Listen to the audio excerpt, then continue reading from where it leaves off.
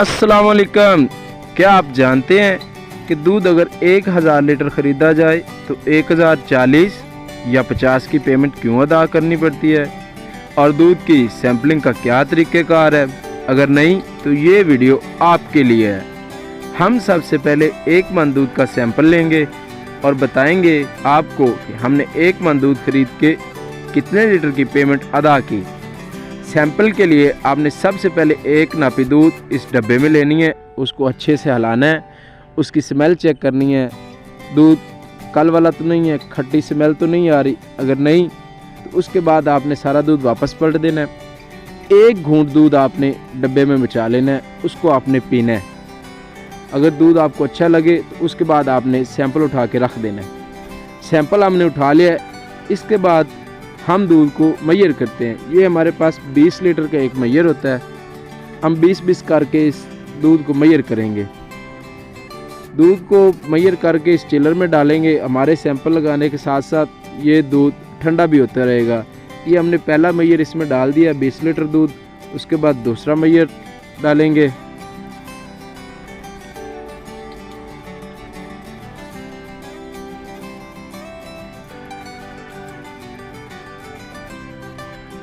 ये हो गया जी एक और 20 लीटर। बाकी जो बचता है हम वो भी आपको मैयर करके बताएंगे। अगर आपके ज़हन में कोई सवाल हो तो आप कमेंट सेक्शन में पूछ सकते हैं। कोई ऐसी बात जो रह गई हो तो आप कमेंट सेक्शन में पूछ सकते हैं। ये जी ऊपर वाला दूध हुआ है 44 लीटर।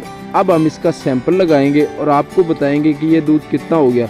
ये चिलर जब फुल ठंडा हो जाएगा तब हम इसकी फैटेलर लगा के इसको गाड़ी में शिफ्ट करेंगे और आपको बताएंगे कि हमने कितना दूध लिया और कितना सैंपल था और कितने की पेमेंट अदा की।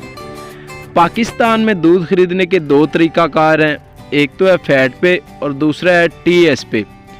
नेस्ले पाकिस्तान में किस तरीक़ाकार पे दूध ले रही है ये हम अगली वीडियो में आपको बताएंगे और उनका प्रॉपर तरीक़ाकार बताएंगे। फ़िलहाल हम इस 44 लीटर दूध का सैंपल लगा रहे हैं। ये 44 दूध हमने फैट पे लिया है, इसको हम फैट पे कैलकुलेटर करेंगे क्योंकि ये टोटल भैंसों का दूध था तो हम इसको फैट पे ले रहे हैं।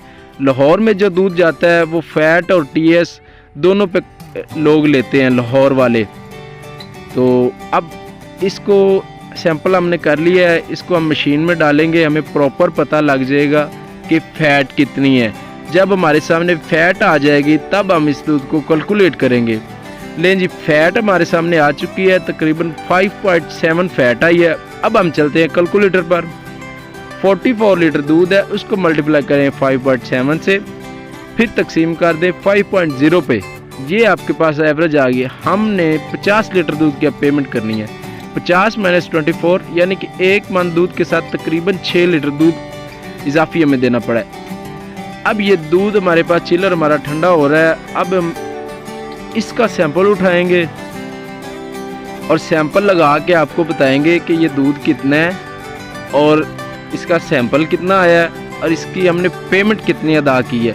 सैंपल उठाने का वही सेम तरीक़ाकार है। दूध की आपने टेस्ट स्मेल अच्छे से चेक कर लेनी है, आखिरी घूंटा आपने पीना है।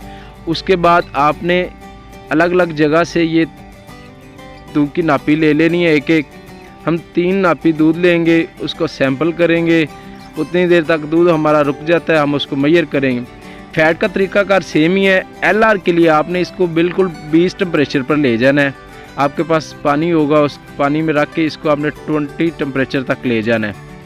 20 टेम्परेचर पर ले जाने के बाद आपने सिलेंडर में डाल देना है और ऊपर से ये वाला इलेक्ट्रोमीटर डालना है। इलेक्ट्रोमीटर की एग्जैक्ट रीडिंग जो आती है वो आती है 20 टेम्परेचर। हम चलते हैं अपनी मोबाइल स्क्रीन पर और रॉ मिल्क ऐप को ओपन करते हैं। आप भी प्ले स्टोर से इस ऐप को डाउनलोड कर सकते हैं। सबसे पहले हमने ऊपर लिखना है दूध, नीचे फैट 5.0 इनकी फ़ैट आई है। एलआर नीचे लिखेंगे 27, उसके बाद टीएस 13 टीएस जो कि पूरे पाकिस्तान में चल रहा है। उसके बाद नीचे लिखेंगे प्राइस कि किस प्राइस पे हम इसको परचेज़ कर रहे हैं। जब ये सारा लिख देंगे, जब हम सबमिट करेंगे तो हमारे सामने आ जाएगा कि बज़ाहिर हमने दूध लिया है 1095, लेकिन हमने पेमेंट करनी है 1143 लीटर की। इस ऐप के आने से ये फ़ायदा हुआ है कि ये बहुत जल्दी कैलकुलेट हो जाता है। पहले हमारे पास इतना लंबा चौड़ा कुलिया था जो कि याद रखना भी बहुत मुश्किल होता था, लेकिन डिजिटल की दुनिया ने ये आसान कर दिया। अब हम आसानी से रॉ मिल्क ऐप को ओपन करते हैं और इसको कैलकुलेट कर लेते हैं। हमारे सामने आ चुका है 1143 लीटर दूध। इसको जब -1095 करते हैं तो ये आता है 48। अब हमने 5000 लीटर दूध परचेज़ करना है। आप खुद कैलकुलेट कर सकते हैं कि बज़ाहिर जो हम 5000 लीटर दूध लेंगे उसके साथ हमें 200 की एक्स्ट्रा पेमेंट अदा करनी पड़ेगी।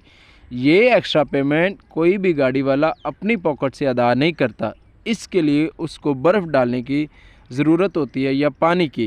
तो आप किसी गाड़ी वाले को बर्फ़ या पानी डालते देखकर परेशान ना हुआ करें। अगर आपके ज़हन में कोई सवाल है तो आप कमेंट सेक्शन में हमसे पूछ सकते हैं। अल्लाह हाफिज़।